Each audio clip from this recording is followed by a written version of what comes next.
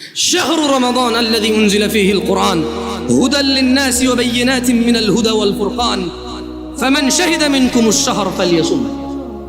আল্লাহ সুবহানাহু ওয়া তাআলা বলেছেন রমাদান মাস কুরআনুল কারীম অবতীর্ণর মাস, যা সুস্পষ্ট হিদায়াত, মানুষকে হিদায়াতের দিশা দেখায়, এবং আল ফুরকান সত্য মিথ্যার পার্থক্যকারী হচ্ছে এই কুরআনুল কারীম, যা রমাদান মাসে নাযিল করেছে। ফামান শাহিদা মিনকুম, আল্লাহর আদেশ হচ্ছে তোমাদের মধ্যে যেই ব্যক্তি রমাদান মাস পাবে, মানে তুমি বেঁচে আসো আর রমাদান মাস আসছে, ফালইয়াসুম, সে সিয়াম পালন করবে। তাহলে এটা ফরজ হয়ে গেল রমাদান। কি হয়ে গেল? রমাদান ফরজ হয়ে গেল। অনেকেই রমাদানের রোজাটা ভেঙে ফেলে।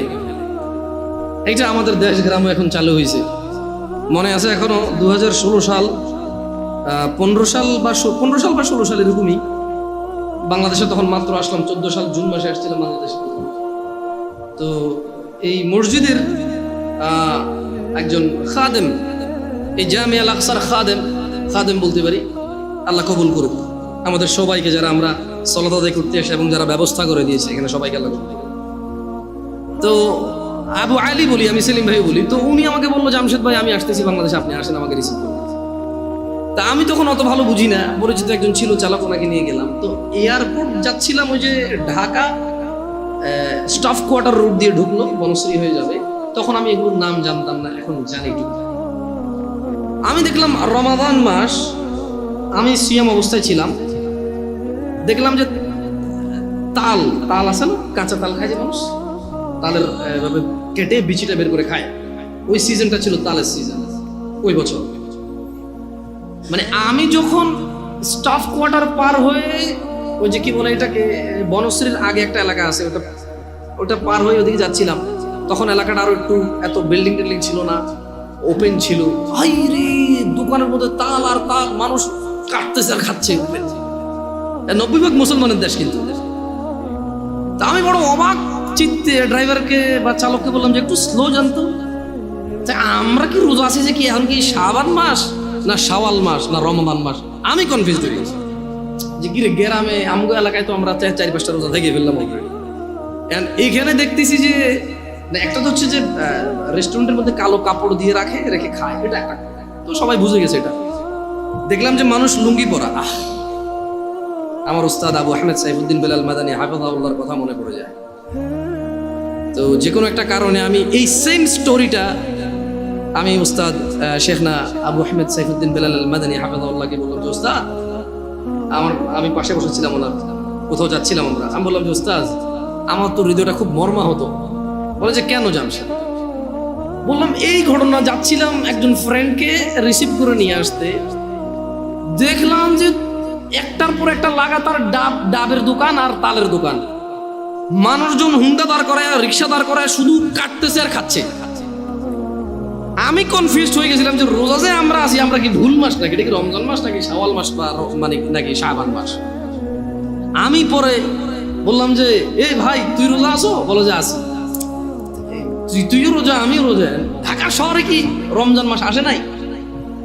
বলে যে না ভাই, ঢাকা শহরের মানুষও রোজা থাকে, কিন্তু এখানে বেশিরভাগই মানে কর্মজীবী পরিশ্রমিক মানুষরা এই এলাকায় সব জায়গায় এরকম থাকে। তখন আমি বললাম, যখন আমি আবু আহমেদ সাইফুদ্দিন বেলাল মাদানী হাফিজাহুল্লাহকে কথাটা বললাম, মনোযোগ দিয়ে শুনবেন, তিনি 4টা কথা বলেছে।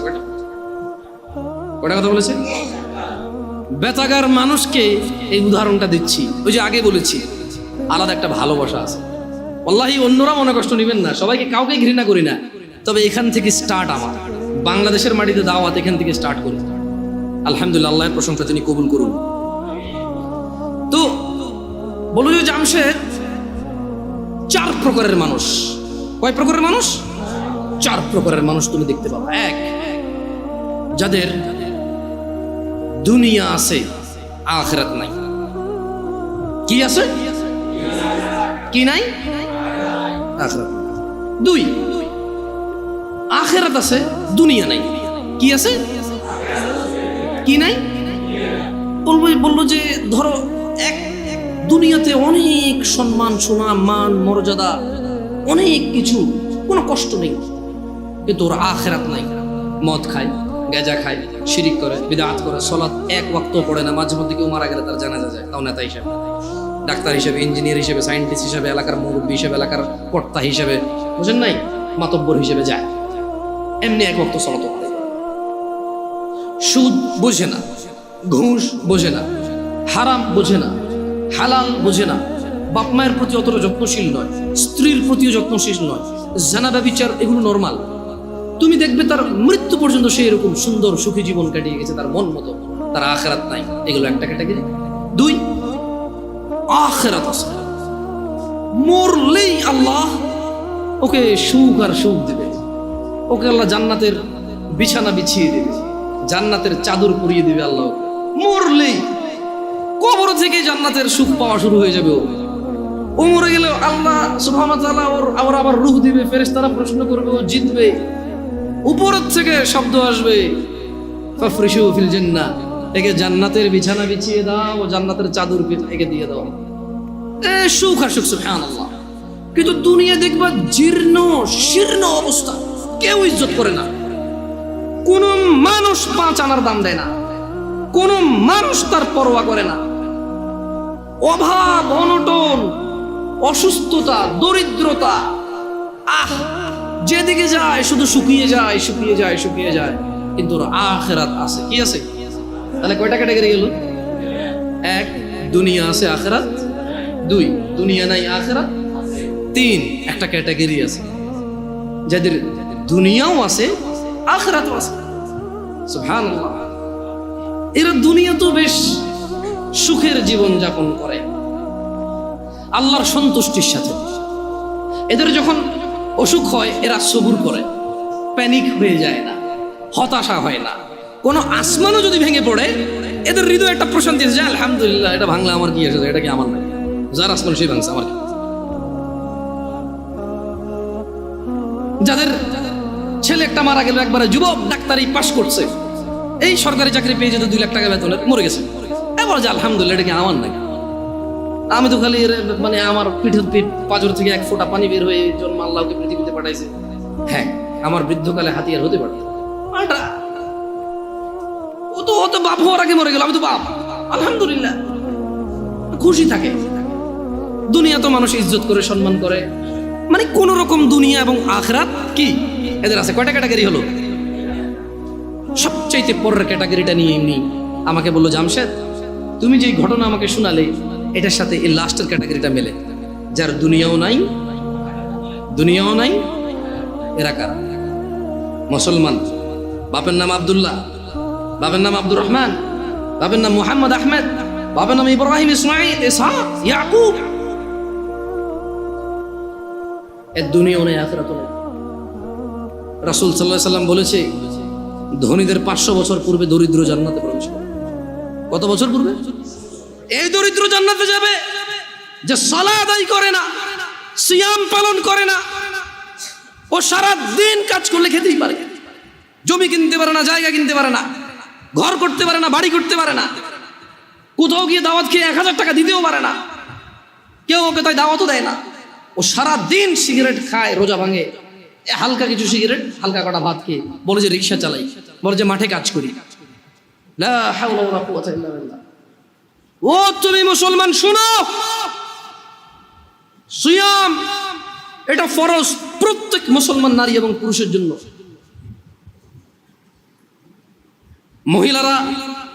মহিলারা তাদের বিশেষ কিছু কারণে তারা রোজা থাকবে না, পরে আবার কাজা করে নিতে হবে, এ পূরণ করে দিতে হবে। জেনে নাও বেতাকাবাসী, জেনে নাও আমার ভাইয়েরা, যেই রোজাকে তুমি ভাঙছো রমাদান মাসের, তুমি জেনে নাও এটা সাধারণ কিছু না। রাসূল সাল্লাল্লাহু আলাইহি সাল্লাম বলেছে, একটা রমজানের রোজা যে ভাঙলো ইচ্ছা করে, কোনো কারণ ছাড়া, এই লোক রমজানের পরে লাগাতার না, থেমে থেমে না, লাগাতার একটার বদলে 2 মাস রোজা পালন করতে হবে। ভাবা যায় এটা কি? তুমি একটু ভাবো, রমজান মাসের একটা রোজা ভাঙলে রমজানের পরে একটার বদলে কাফারা হচ্ছে লাগাতার 2 মাস সিয়াম। এরপরে এটা গেল জরিমানা, এটা গেল কি? এটা গেল জরিমানা। এরপরেও তোমার মাপ চেয়ে নিতে হবে রোজা যে ভাঙছো বিনা কারণ। তাওবা ইস্তিগফার, আল্লাহর কাছে ক্ষমা চেয়ে নিতে হবে রোজা ভাঙার কারণে। মানে একটা রোজা ভাঙার কারণে 2 মাস রোজা থাকলেও যথেষ্ট। কি বাকি আছে? মাপ চেয়ে নিতে হবে। এবার মাপ পাইছো না পাইছো ওটা কে জানে। একটু ক্লোজ হয়ে বসবেন নাকি, মানুষজন বসতে পারছে না, পরে না হয় নামাজের একটা ব্যবস্থা হয়ে যাবে। আবুল আঙ্কেল আসেন, বাইরে ওই কার্পেট টার্পেট থাকলে একটু কিছু বিছিয়ে দেন। আবুল আসেন, দেখো বাইরে কার্পেট টার্পেট থাকলে একটু বিছিয়ে দেওয়ার ব্যবস্থা করো। তাহলে যেই রোজা আমরা ভাঙি এটার একটার বদলে কাফারা কত মাস রোজা? এটা কি মানে ভাঙে ভেঙে রাখা যাবে নাকি লাগাতার? আল্লাহু আকবার। শোনো শোনো বেতাকাবাসী, আমার ভাইয়েরা, যারা তোমরা ঈমান এনেছো রবের প্রতি, রব তোমাদের বলছে ইয়া আইয়ুহাল্লাযীনা আমানু কুতিবা আলাইকুমুস সিয়ামু কামা কুতিবা আলাল্লাযীনা মিন ক্বাবলিকুম লাআল্লাকুম তাত্তাকুন। বেতাকাবাসী, তোমরা যারা আল্লাহর প্রতি ঈমান এনেছো, যারা তোমরা ঈমান এনেছো শেষ দিবসের প্রতি, যারা তোমরা জানো এই পৃথিবী চিরস্থায়ী নয়, মৃত্যুর পর সাক্ষাৎ করবে তোমরা পৃথিবীর প্রতিপালক মানুষের স্রষ্টার সাথে, যিনি আমাদের সব কর্মকাণ্ডের হিসেব রক্ষা করছেন এবং সেই হিসেবের সম্মুখীন আমরা হতে হবে। তিনি বলছেন, হে তোমরা যারা ঈমান এনেছো, কুতিবা আলাইকুমুস সিয়াম, তোমাদের উপর রোজাকে ফরজ করা হয়েছে, তোমাদের উপর রোজাকে অনিবার্য করা হয়েছে, তোমাদের উপর রোজাকে করতেই হবে বলে করা হয়েছে। কেউ এটা থেকে পার পাবে না। কামা কুতিবা আলাল্লাযীনা মিন ক্বাবলিকুম, ও মুহাম্মদের উম্মতরা সাল্লাল্লাহু আলাইহি ওয়াসাল্লাম, তোমরা যারা ঈমান এনেছো আল্লাহর প্রতি, জেনে রাখো তোমাদের উপর রমাদানকে ফরজ করা হলো যেমন তোমাদের পূর্ববর্তী, তোমাদের আগে যে নবী রাসূল এসেছে, তোমাদের আগে যে উম্মতরা ছিল, ওদের উপরও যেমন রোজা ফরজ ছিল, ঠিক তোমাদের উপরও তেমন রোজা ফরজ। কেন এই রোজা ফরজ করে আল্লাহ বলছে যে আল্লাহ নাকি এটা দয়া করেছে। তোমরা কি আল্লাহ দয়া নিতে চাও না? নিতে চাও? তবে শোনো, তোমাদের রব বলছে কামা কুতিবা আলাল্লাযীনা মিন ক্বাবলিকুম, যেমনটা রোজা ফরজ ছিল তোমাদের পূর্ববর্তীদের উপরে, তো রোজা থাকলে কি হবে? লাআল্লাকুম তাত্তাকুন। আল্লাহ বলছে এই রোজাকে আমি তোমাদের জন্য বাধ্য করেছি, তোমরা এটাকে থেকে দেখো, তোমরা এটা পালন করে দেখো, একটা মাস তোমরা রোজা রেখে দেখো, দেখো তোমাদের আল্লাহ ভীরুতা বাড়বে, দেখবে তোমাদের আল্লাহর সাথে সম্পর্ক ভালো হবে, দেখবে তোমাদের আল্লাহর সাথে পরিচয় হবে, দেখবে তোমাদের আল্লাহর পরিচিতি বাড়বে, দেখবে তোমাদের আল্লাহর প্রতি সন্তুষ্টি বাড়বে, দেখবে তোমাদের পৃথিবীর মূল্য তোমরা বুঝবে, দেখবে তোমরা পৃথিবী থেকে বিদায় নেওয়ার পরে কোথায় তোমরা যাবে তার মূল্যায়ন তোমরা করতে পারবে। একটা মাস রোজা রেখে দেখো। আল্লাহ বলছে যে ও ঈমান আনছো তো শোনো, এই রোজাটা 1 মাস তোমার উপরে ফরজ এই জন্য করিনি যে তোমার কষ্ট হবে, এই জন্য করেছি যাতে তুমি তাকওয়াবান হতে পারো, যাতে তুমি আল্লাহ ভীরু হতে পারো। যেমন একজন ড্রাইভার ড্রাইভিং শিখায় কি মানুষকে অ্যাক্সিডেন্ট করার জন্য নাকি সুন্দর করে ড্রাইভ করার জন্য? একজন শিক্ষক বই শিখায় কি পড়ালেখা লেখে শিক্ষিত সুশিক্ষিত হওয়ার জন্য নাকি জঙ্গলি মূর্খ গাধাগর্দ হওয়ার জন্য? আল্লাহ বলছে, আমি আমার খুতবার শুরুতে 3টা আয়াত পড়েছিলাম, ইয়া আইয়ুহাল্লাযীনা আমানুত্তাকুল্লাহ, হে তোমরা যারা ঈমান এনেছো আল্লাহকে ভয় করো, হাক্কা তুকাতি, যেভাবে ভয় করা উচিত। তারপর আমি আরেকটা আয়াত পড়েছিলাম, ইয়া আইয়ুহান নাসুত্তাকু রাব্বাকুম, হে মানুষরা তোমরা তোমাদের রবকে ভয় করো। এরপর আমি আরেকটা আয়াত পড়েছিলাম, ইয়া আইয়ুহাল্লাযীনা আমানু, হে তোমরা যারা ঈমান এনেছো ইত্তাকুল্লাহ ওয়া কুলু কওলান সাদীদা, তোমরা আল্লাহকে ভয় করো এবং সত্য কথা বলো। বেতাকাবাসী, তোমার মনে কি প্রশ্ন জাগে না? জামিয়া আল আকসার আজকের মসজিদের সম্মানিত মুসল্লিরা, আপনাদের মনে কি প্রশ্ন জাগে না? আল্লাহ বারবার বলছে ভয় করো রবকে, যেভাবে ভয় করা উচিত। হে মানুষ, তোমরা তোমাদের রবকে ভয় করো, যিনি তোমাদেরকে সৃষ্টি করেছেন একজন মানুষ থেকে, তারপর বিভক্ত করেছেন নর এবং নারীতে। আপনাদের মনে কি প্রশ্ন জাগে না? আল্লাহ বলছে যে হে মানুষ, তোমরা যারা ঈমান আনছো তোমরা আল্লাহকে ভয় করো এবং সত্য কথা বলো। কিভাবে আল্লাহকে ভয় করব? প্রশ্ন জাগে কিনা? এই সূরা বাকারার 183 নম্বর আয়াত আল্লাহ বলছে যে কুতিবা আলাইকুমুস সিয়াম কামা কুতিবা আলাল্লাযীনা মিন ক্বাবলিকুম লাআল্লাকুম তাত্তাকুন, তোমাদের উপরে রোজাকে ফরজ করেছি যেমনটা তোমাদের পূর্ববর্তীদের উপরে ফরজ ছিল, যাতে তোমরা আল্লাহকে ভয় করতে পারো। তাহলে আল্লাহ বারবার বলছে আল্লাহকে ভয় করো। আল্লাহকে যে ভয় করছি এর প্রমাণ কি? এটা অনেকগুলো আমালের মাধ্যমে প্রমাণ করতে হবে যে আমরা আল্লাহকে ভয় করি। কিন্তু খুবই ইম্পর্টেন্ট, যেটা আল্লাহ সুবহানাহু ওয়া তাআলা উল্লেখ করেছে, একেবারে সরাসরি কথা বলেছে যে কামা কুতিবা আলাইকুমুস সিয়াম লাআল্লাকুম তাত্তাকুন, তোমাদের উপরেও রোজাকে ফরজ করা হয়েছে যাতে তোমরা আল্লাহকে ভয় করতে শিখো।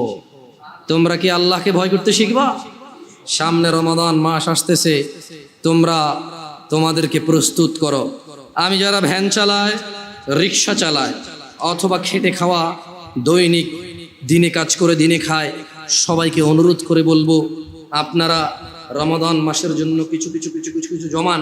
যদি এমনটা হয় যে রিক্সা আপনার রোজা নিয়ে নেবে, ভ্যান আপনার রোজা নিয়ে নেবে, যদি এমনটা হয় মাঠের ওই বীজ বপন আপনার রোজা নিয়ে নেবে, যদি এমনটা হয় ওই গাছ কাটতে গিয়ে আপনার রোজা নিয়ে নেবে, যদি এমনটা হয় ওই মাটি কাটতে গিয়ে মাটি আপনার রোজা নিয়ে নেবে, যদি এমনটা হয় এই বাস ড্রাইভিং, এই বাস আপনার রোজা নিয়ে নেবে, যদি এমনটা হয় মানুষ যে তোমার দিন মজুরি, তোমার দিনের কর্ম তোমার রোজা নিয়ে নেবে, আল্লাহ ভীরুতা নিয়ে নেবে, তবে তুমি বাদ দিয়ে দাও ওই ভ্যান রোজার জন্য।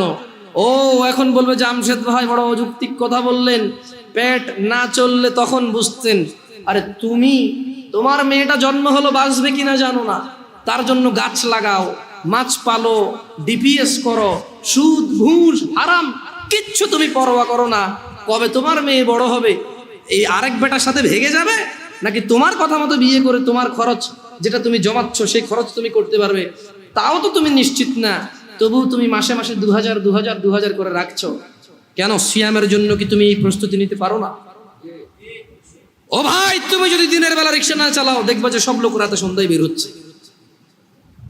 ভাই, তোমার দোকান খোলাতে যদি রোজা নষ্ট হয়ে যায়, দেখবা তুমি যখন দোকান দিনে খুলবা না তখন রাতেই তোমার বিক্রি হচ্ছে।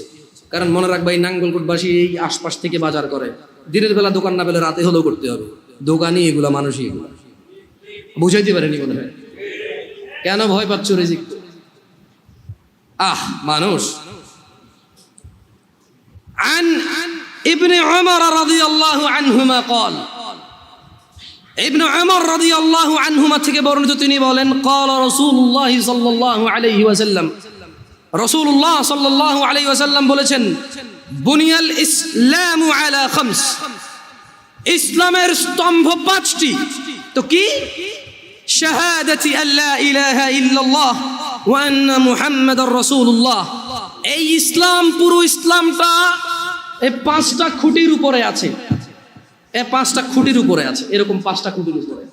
এই বুনিয়াল ইসলাম আলা খামস, এই 5টা স্তম্ভের উপরে ইসলাম। তোমার যত আমাল, তোমার যত সৎকর্ম, তোমার যত নেকির পুণ্য কাজ, সবকিছু এই 5টা আমালের মধ্যে আছে। এই 5টা খুঁটির মধ্যে আছে তোমার সমস্ত আমাল, ভালো অথবা মন্দ। ইসলামটাই টিকে আছে 5টা খুঁটির মধ্যে। বুনিয়াল ইসলাম আলা খামস, 5টা স্তম্ভের মধ্যে ইসলামটা আছে। ইসলামের স্তম্ভই হচ্ছে 5টা। তো 1 নাম্বার স্তম্ভ কি? 5টি স্তম্ভের মধ্যে একটি স্তম্ভ হচ্ছে আল্লাহকে সাক্ষ্য দেওয়া যে তিনি ছাড়া কোনো মাবুদ, ইবাদত যোগ্য, উপাস্য যোগ্য, পরোয়া যোগ্য, ভয় যোগ্য দিতে পারে এমন কেউ তিনি ছাড়া নেই।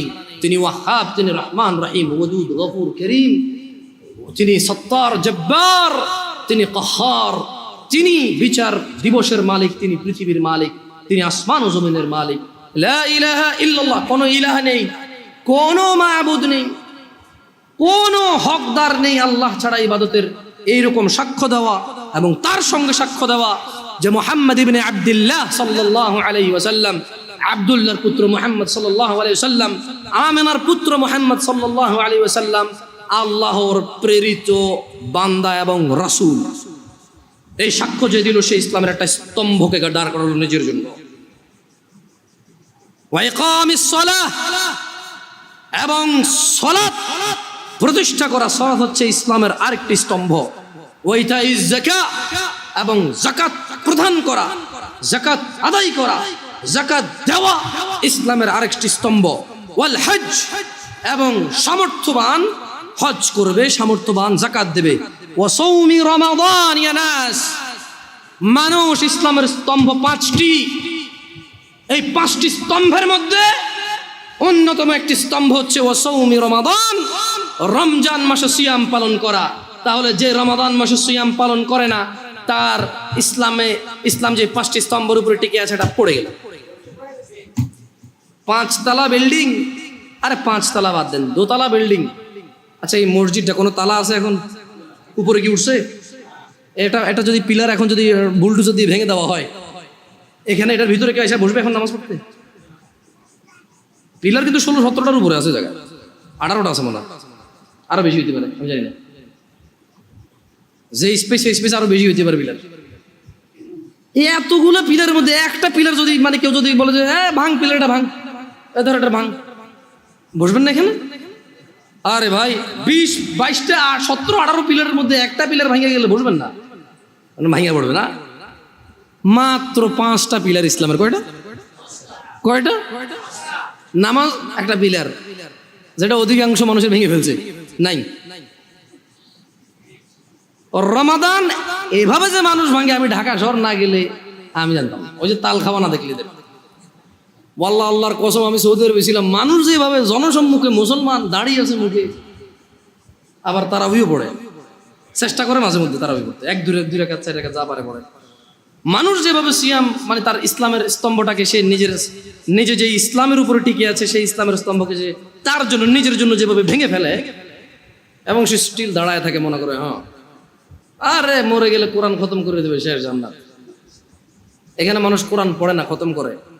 শোনো বেতাগা জামে আল আকসার মুসল্লিরা, যারা তোমরা আজকে দূর দূরান্ত থেকে এসেছ, তোমরা জেনে রাখো, আন জাবির রাদিয়াল্লাহু আনহু, জাবির রাদিয়াল্লাহু আনহু থেকে বর্ণিত, তিনি বলেন, আন্না রাজুলান সাআলা রাসূলুল্লাহ সাল্লাল্লাহু আলাইহি ওয়াসাল্লাম ফাকাল, একজন ব্যক্তি রাসূল সাল্লাল্লাহু আলাইহি ওয়াসাল্লামের কাছে জিজ্ঞাসা করে বলল, আরাআইতা ইযা সাল্লাইতুস সালাওয়াতিল মাকতুবাত ওয়া সুমতু রমাদান, বলল যে আমি যদি শুধু ফরজ নামাজ পড়ি। একজন লোক রাসূল সাল্লাল্লাহু আলাইহি ওয়াসাল্লামের কাছে এসে বলল যে ইয়া রাসূলুল্লাহ, আমি যদি শুধু ফরজ নামাজ, মানে ওই যে খুঁটি, ফরজ নামাজ হচ্ছে কি স্তম্ভ, ফরজ নামাজ কি? এই লোকটা বলছে যে আমি দিনে শুধু 17 রাকাত নামাজ পড়বো। সে ভিতির পড়বে এমনটা বলেনি, নফল এগুলা বললে আপনারাও কি ছেড়ে দিবেন নাকি ভিতির নফল? আমি মনে হয় নফল আর ভিতির ছেড়ে দেওয়ার জন্য বলতেছি, ঠিক না? বহুত খারাপ এই হুজুর, ঠিক না? এই যে ইউটিউবে পোলা আমার লিখবে তো কি খারাপ হুজুর। আমি ভাই হ্যালো, এটা বেনামাজিদেরকে বলতেছি, যারা নামাজ পড়ে না, তাদের নামাজটা তাদেরকে পরিচয় করাই দিচ্ছি। আর ও যখন 17 রাকাত নামাজ পড়বে, ও নিজেই উইতির পড়বে, সুন্নাহ পড়বে, নফল পড়বে, আলহামদুলিল্লাহ। ওর যখন ভালোবাসা চলে আসবে নামাজের সাথে, ও নিজেই এই হুট করে অজু করে 2 রাকাত নামাজ এমনিতেই পড়বে ইনশাআল্লাহ। কারণ নামাজটাকে ভালোবাসলে ও উদ্বিগ্ন হয়ে যাবে যে জোহর শেষ হয়ে গেলে আসর কখন আসবে। ওর পীড়া যন্ত্রণা শুরু হয়ে যাবে, আসর হয়ে গেল, কিরে 5:30 বাজে আজান দে না, কিরে আজান আজকে কয়টা বাজে রে, 3 মিনিট পেয়ে। আমি দেখছি এরকম মানুষ, আপনারা দেখছেন কি না? মানে হাঁটতেছি বলো যে কিরে 5:30 বাজে আজান দেয় নাকি দিয়ে দিছে। আমরা ওই ঘুরতে গেলাম আর কি, আমাদের এদিকে এলাকায়, যাক নাম বললাম না, আছে এখানে মসজিদে উপস্থিত আছে মাশাআল্লাহ। তো বলো যে জামশেদ আজান তো দিয়ে দিছে মনে হয়, এদিকে কোনো আজান শোনা যায় না। আমরা ওই যে একটা খাল বিল কিছু একটা পাড়ে ছিলাম আর কি, একটু জনমানবের বসতির একটু বাহিরেই। তো আমার বললো যে না ভাই 5:30 বাজে গেছে, আজান দিয়ে দিছে না। বললাম ভাই মোবাইলে আজান দিবে, বলেছে একটু দেখেন তো আপনার টাইম ঠিক আছে কিনা, মোবাইল ঠিক আছে। আমি দেখেছি ওর উদ্বিগ্নতা সলাতের জন্য। একসাথে আসর আদায় করেছিলাম, আমরা 3-4 জন ছিলাম। এই 3-4 জনের মধ্যে একজন পরেশান হয়ে গেছে, 5:30 বাজে গেছে, মাগরিব আজান দেয়নি এখন। দিন ছোট ছিল, 5:20-25 যখন আজান হয় তখন। তো শোনো ব্যথাকার মানুষ, রাসূল সাল্লাল্লাহু আলাইহি ওয়াসাল্লামের কাছে একজন ব্যক্তি এসে বলল, ইয়া রাসূলুল্লাহ, আমি যদি শুধু দিনে 17 রাকাত ফরজ সালাত আদায় করি এবং রমজান মাসে রোজা রাখি, ওয়া আহলালতুল হালাল ওয়া হারামতুল হারাম, এবং হালালকে হালাল হিসেবে, হারামকে হারাম হিসেবে মেনে চলি, ওয়ালাম আযিদ আলা যালিকা শাইআ, আদখুলুল জান্নাহ। একজন লোক কার কাছে এসেছে? মুস্তাফা সাল্লাল্লাহু আলাইহি ওয়াসাল্লামের কাছে এসে বলল, ইয়া রাসূলুল্লাহ, আমি যদি দিনে শুধু 17 রাকাত নামাজ ব্যাস। ফজর 2, জোহর 4, আসর 4, মাগরিব 3, ইশা 4, ব্যাস।